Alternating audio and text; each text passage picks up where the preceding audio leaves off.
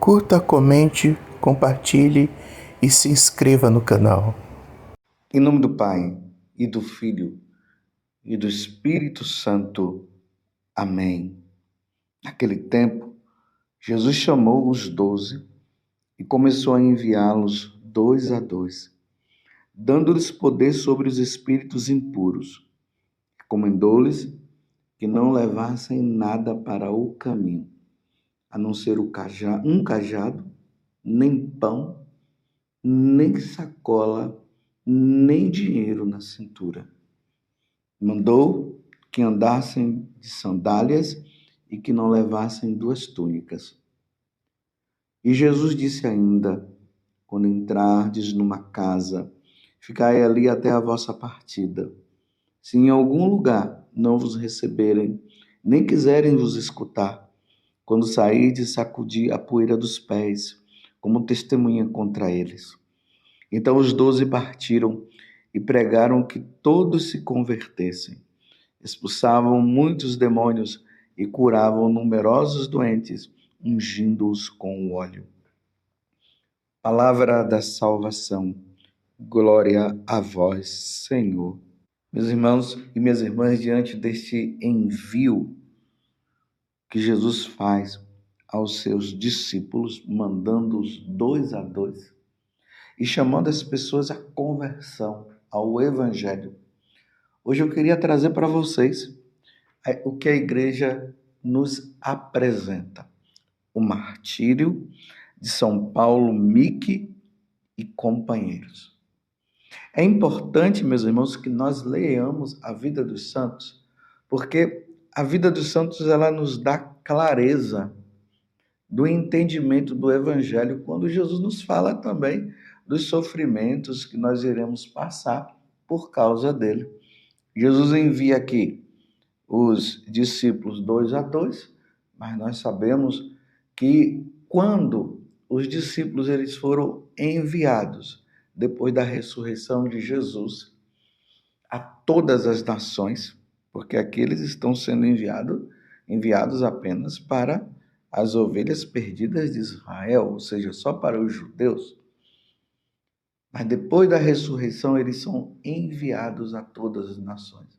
E aí nós vamos vendo que quando eles são enviados às nações, eles morrem martirizados. Porque pregar o evangelho nos lugares aonde as pessoas não conhecem o Senhor não é fácil. Hoje nós temos uma concepção de evangelho ou de pregação, de evangelização. A gente já coloca na cabeça um lugar para se pregar. Aí alguns fazem no auditório com uma boa equipe ali de músicos, de cantores e tudo mais. Mas no tempo dos apóstolos e no início da era cristã, não foi assim. Não tinha equipe de música, não tinha nada. Era só o desejo de salvar almas. Então eles eram levados para lugares aonde outros deuses eram cultuados. Imagina eles chegarem e dizer assim, esse Deus não é o Deus verdadeiro? É o que nós vamos ouvir hoje nessa narração dessa história de São Paulo Miki e seus companheiros que também foram martirizados. Ontem nós tivemos a graça de vermos o martírio de Santa Águeda. Hoje nós vamos ver o martírio de São Paulo Miki e seus companheiros. Se você quiser também, tá aqui tem um site que se chama Cruz da Terra Santa, que nos traz essa maravilhosa narração. Paulo Miki, ele nasceu no ano de 1564, na província de Harima, no Japão. Era filho de um nobre e famoso militar japonês, pertencente a uma família de samurais. Sua família era cristã. fruto da evangelização de São Francisco Xavier, alguns anos antes de seu nascimento, de 1549 a 1551. Aí nós estamos no século XVI. Paulo Miki recebeu sua formação no Colégio Jesuíta de Anzingiyama, Japão. Esta formação seria decisiva em sua vida. Estudando no Colégio Jesuíta, Paulo Miki teve a oportunidade de conhecer mais profundamente a fé cristã. Este conhecimento despertou em seu coração o desejo de se tornar jesuíta. Por isso, pediu seu ingresso na ordem e foi aceito. Por causa de sua capacidade intelectual e principalmente dos dons espirituais que recebera de Deus, Paulo Miki conquistava conversões impressionantes e se tornava uma luz em território japonês. Homem de oração profunda. O irmão Paulo Miki tornou-se um pregador de grande eloquência. Suas pregações arrebatavam os corações e confirmavam os japoneses na fé. Seu desejo de se tornar sacerdote teve que esperar, pois não havia bispo na região japonesa de Fusai. Mesmo assim, Paulo Miki continuou com seu ministério de pregação. Alguns anos depois, ele se tornou o primeiro japonês a ser ordenado padre no Japão. Uma vez padre, conquistou inúmeros corações por causa de seu testemunho de humildade e paciência. Hoje nós encontramos tantas pessoas dizendo: eu quero ser pregador, o Senhor dá-me o dom da palavra e tudo mais. Saiba, meus irmãos, que pregar o evangelho implica em dar a vida. Não pense que pregar o evangelho significa se tornar um grande pregador, significa ficar assinando livro e tirando fotos e recebendo aplausos, não. Um dia os pregadores terão que derramar o sangue, principalmente no tempo de perseguição. E foi isso que aconteceu com São Paulo Miki. O imperador Toyotomi Hideyoshi simpatizava-se com o catolicismo e permitiam em suas terras. Porém, de repente, tornou-se um feroz perseguidor da fé em Cristo. O motivo foi político. Por ter conquistado a Coreia, o Japão rompeu relações com a Espanha e com todo o Ocidente. Isso motivou uma terrível perseguição contra os mais de 300 mil cristãos japoneses de então.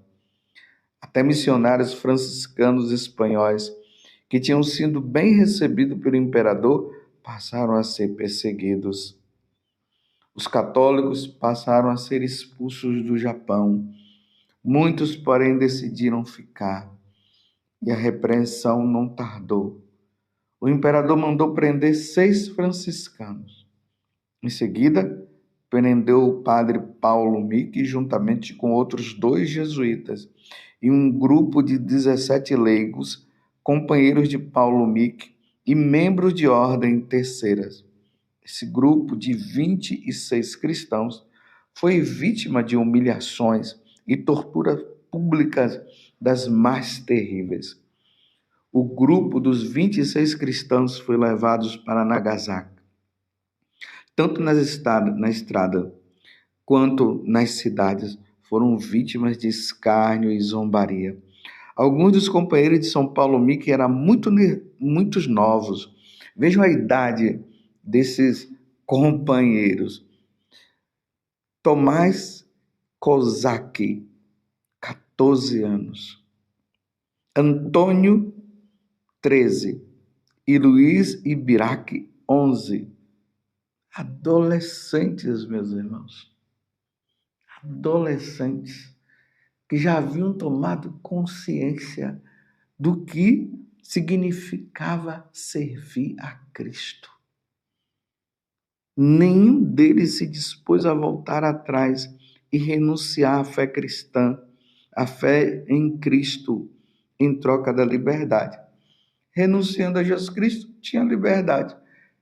Não renunciando, teria que ficar preso eles resolveram não renunciar e por isso foram presos e martirizados depois. Todo o grupo dos 26 foram crucificados na colina, que ficou conhecida como o Monte dos Mártires, em Nagasaki, no ano de 1597. Os cristãos que sobreviveram à perseguição se dispersaram para escapar dos massacres. Um grande número deles construiu morada às margens do rio Urukami, perto de Nagasaki. Lá, continuaram a praticar a fé cristã, apesar da ausência de sacerdotes. A comunidade conseguiu guardar no coração os ensinamentos de São Paulo Miki e dos outros evangelizadores que passaram por lá. Quando o Japão voltou a se abrir à Europa, missionários voltaram, igrejas foram reconstruídas em várias cidades e em Nagasaki, perto de onde os cristãos viviam clandestinamente. A comunidade cristã do Japão passou cerca de 250 anos sem contato com a Igreja Católica. Meu Deus do céu! 250 anos, uma pequena comunidade cristã sobreviveu. Imagina, meus irmãos, uma pequena comunidade cristã, porém, guardavam cuidadosamente três critérios escritos em livro e no coração de todos, para reconhecer os verdadeiros líderes e padres católicos. Os ensinamentos eram esses: os padres não são casados. Haverá uma imagem de Maria e esta igreja obedecerá ao Papa Sama, isto é, ao bispo de Roma. Isso era o suficiente para eles viverem o catolicismo. A comunidade japonesa, inspirada pelo exemplo e ensinamento de São Paulo Miki e companheiros, manteve a chama acesa da esperança de que um dia voltaria a poder manifestar sua fé publicamente. E assim aconteceu. São Paulo Miki e seus companheiros foram canonizados no ano de 1862 pelo Papa Pio IX. Os ensinamentos e o exemplo que esses mártires deixaram alimentaram a fé dos cristãos japoneses por 2 séculos e meio, e depois disso, até hoje, são inspiração e devoção entre todos os católicos japoneses. Isso que é pregação eficaz, isso que é evangelização eficaz. 2 séculos e meio sofrendo perseguição, sendo perseverantes na fé. E hoje, meus irmãos, nós temos todos os instrumentos necessários de evangelização. Televisão, rádio, nós temos as redes sociais, YouTube, Instagram, Facebook, tudo para evangelizar. E nós temos a capacidade de ouvir, de ver tudo isso. E a nossa fé é fraca. Já perceberam?